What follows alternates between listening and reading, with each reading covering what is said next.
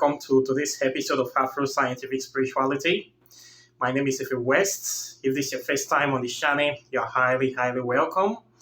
This is the place where we separate the facts from the fiction, the science from the superstitions, and the concept from the misconceptions about African spirituality. Today, I will be talking about a very deep and sensitive topic. And this is the topic of the deity they call Damballa. Yes, the great and most powerful, terrible Damballa in West African spirituality.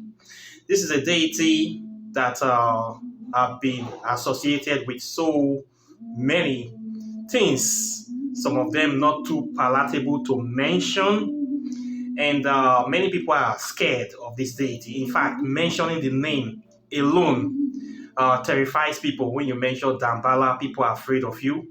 When you tell people you venerate or you worship Damballa, people don't want to get anything to do with you. Damballa is a deity that is fraught with a lot of mysteries. Today, let's check out this deity. In West African pantheon, Voodoo pantheon, Damballa is known as the most powerful god of the Voodoo pantheon. Okay, he's called the sky god or the great Serpent under the sea.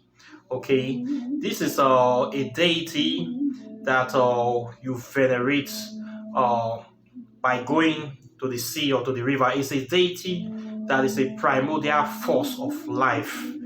Okay, so it's not any kind of deity. It's a very powerful deity. It is a deity that is a very integral part of nature. Okay, it is part of this earth.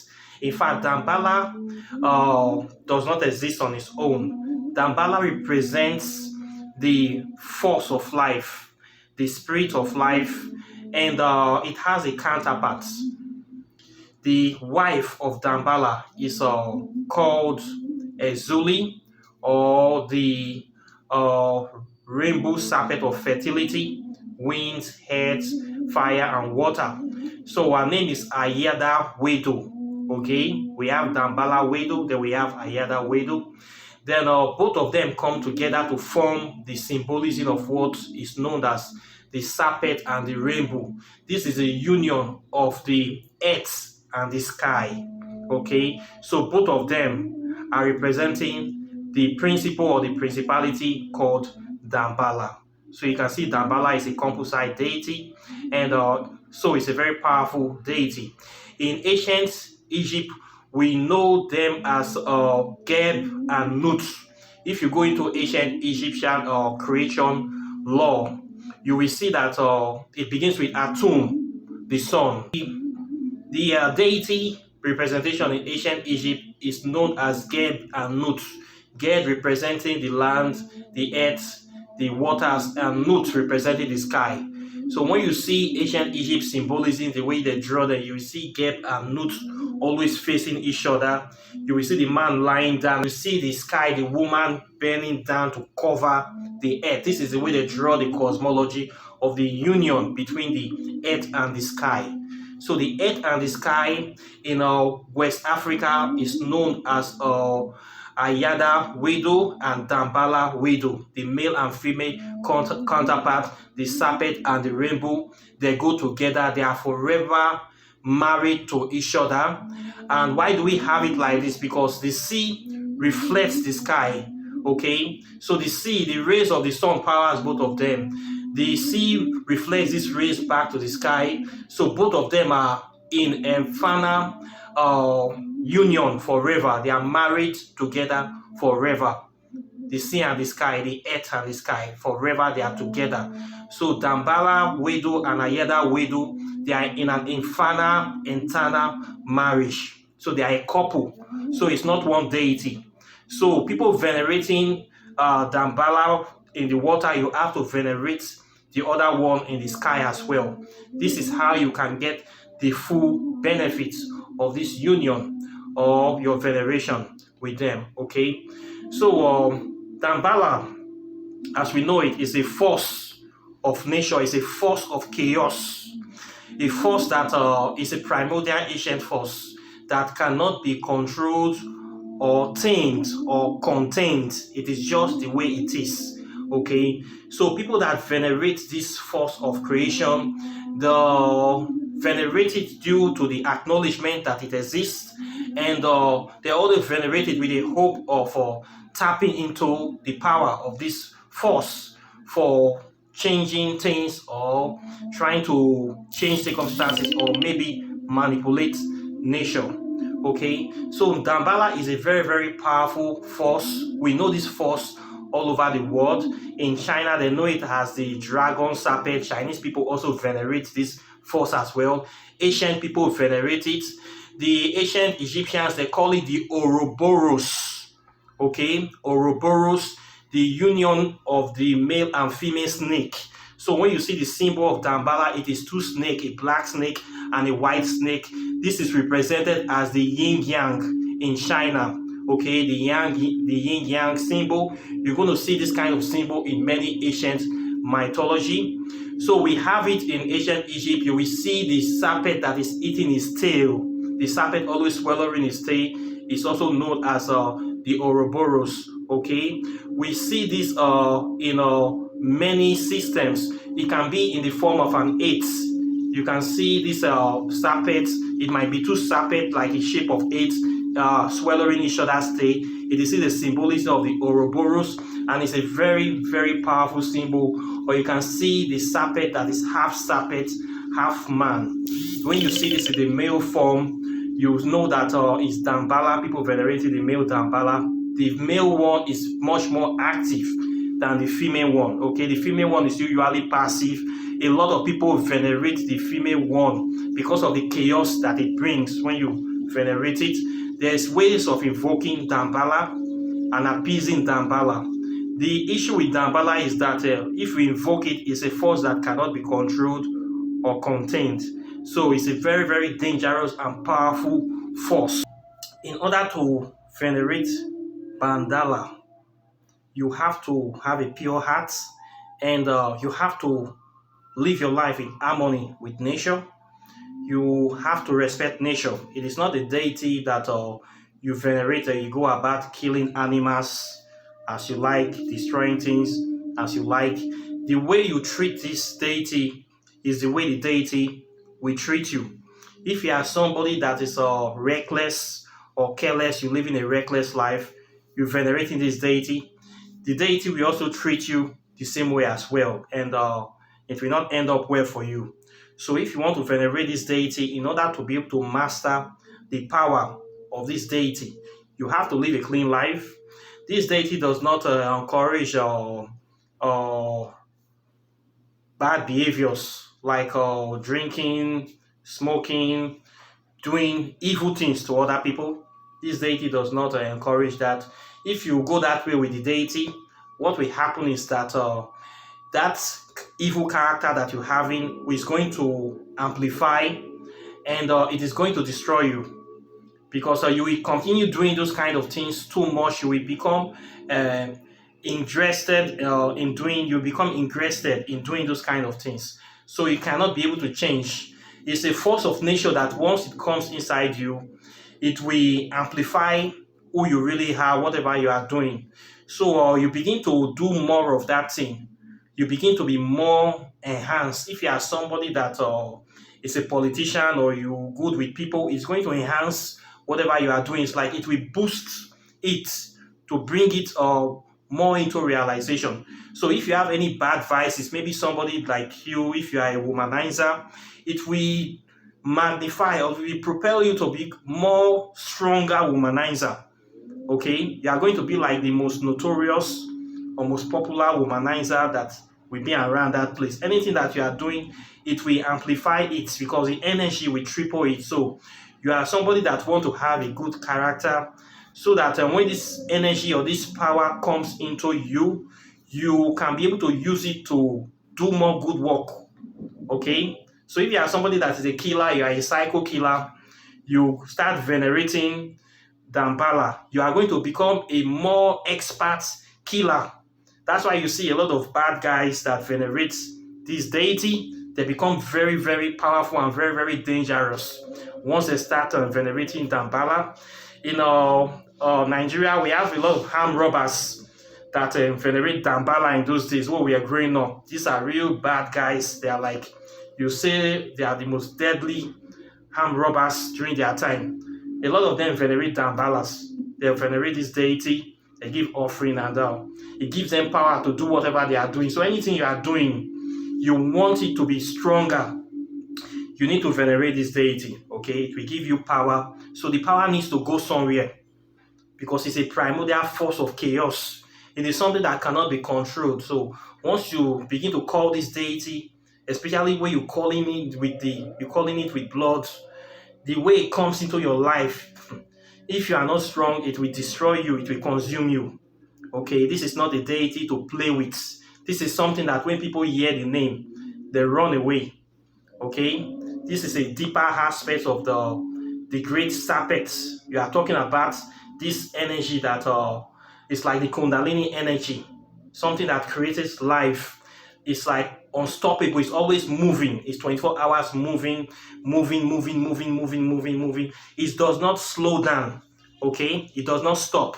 It is moving continually 24 hours. It doesn't stop.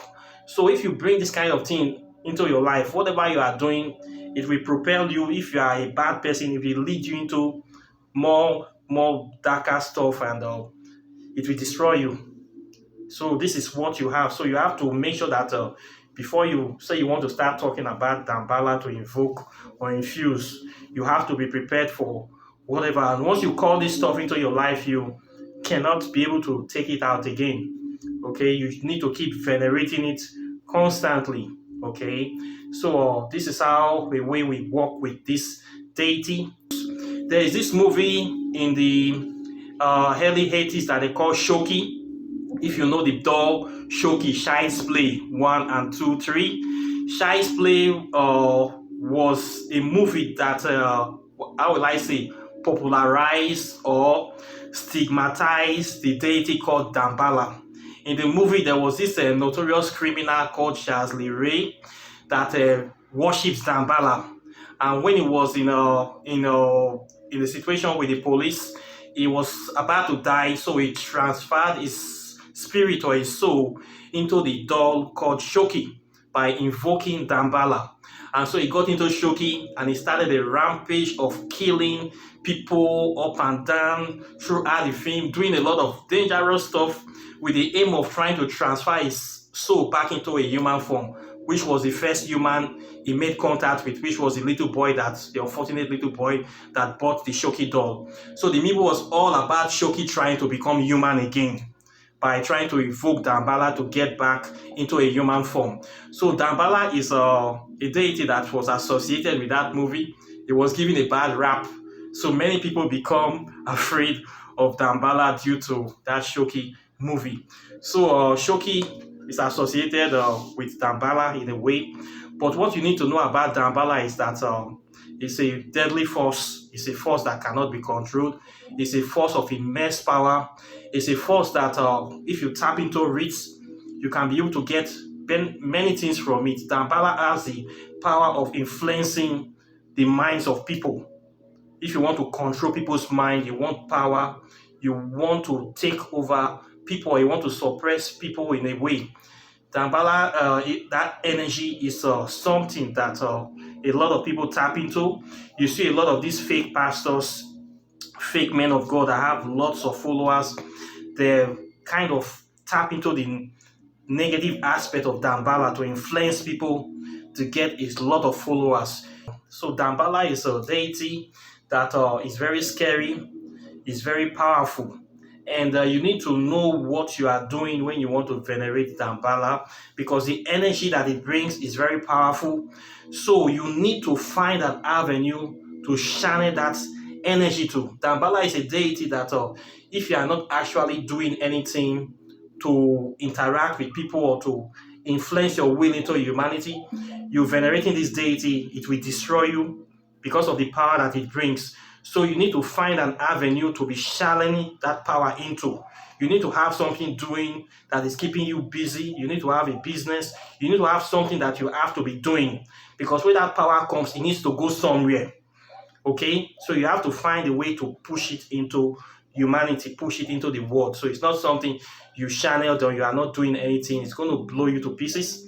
A lot of people don't know this. You see a lot of black magicians, they want power, they start venerating Dambala. Before you see, their life becomes a whole ball of chaos because they cannot control this stuff. Okay, so I need to warn you, if you want to venerate this deity, you need to have something doing. Okay, it is not for little boys, it's for people that are influential, people that are in society, big people that work with a lot of crowd, work with politicians that have a set wills. You have to impact your will upon this humanity. Those are the people that I'll recommend this deity for. People that go out every day, talk to people every day, try to convince people every day. You do a lot of public appearances. Dambala will be the right person for you because you are actively shaping nature. So that force of chaos is something that you can be able to push out constantly. It will give you the energy, the power, the agility that you need to do the work you do. But if you are not in that kind of position, you're going to be calling this force. Your life will turn to like a war zone. Your house will become desolated before you know what will happen. A lot of people in Africa, especially in Nigeria, you see my people, the Yoruba people, the Ouroboros people from Delta State. Many of them, all their shrine, you must see the picture of Dambala. You must see the picture of the feminine. Okay? When you begin to venerate this deity, you don't know what to do with the power. What will bring to your life is destruction, disorientation. That's why you see many of them are suffering. Many of them are poor. You don't know what you are carrying. You don't know what you are venerating. You are not using it to do anything. So chaos deities like this are not deities that you put in your house permanently if you are not actually doing work for humanity. Okay? You don't want to put this in your house. This is what we don't want to invoke these deities into your house, because when they come with tremendous power and tremendous force. So you need to know this very thing and you need to be using it. If you are not doing anything with it, the power will need to go somewhere. Then the power will start hacking on you and you don't know what is wrong with you. People will be laughing at you, a spiritualist, everything is going wrong for you.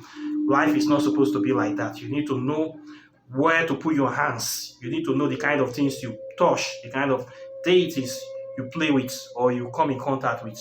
Okay, so with that being said, Dambala is a very powerful deity and it's a very great deity to know. Okay, is the ever-living serpent, the great serpent under the sea. To bring that chaos power, there are other things you will need to do. Okay, to invoke Dambala. Dambala is a very deep and powerful deity. I will not tell you those things on this video so that those bad people watching this video will not go and abuse these things that I talk about here. I know there are a lot of bad guys, a lot of pastors are watching me on this channel trying to look for power to do evil things to enslave people. So I will not talk about that here. So I believe I have said too much or enough about the deity on this channel. So there you have it, Dambala for you. Questions and comments are welcome as usual. Please like and share my videos. If you are interested in doing any of my rites, I have a lot of powerful rites that I'm bringing out this year. I have lots of rites, evocation rites, awakening rites, or prosperity rites that I'm bringing out this year. And for people that want to learn African spirituality, my website is still there. If you want to read about the scientific relationship, you want to have a lot of physical evidence before you make up your mind, I have all those evidence for you still waiting on this channel. Okay, then apart from that, I wish you a very, very wonderful day, and I'll be seeing you in the next video. So take care and bye. Peace.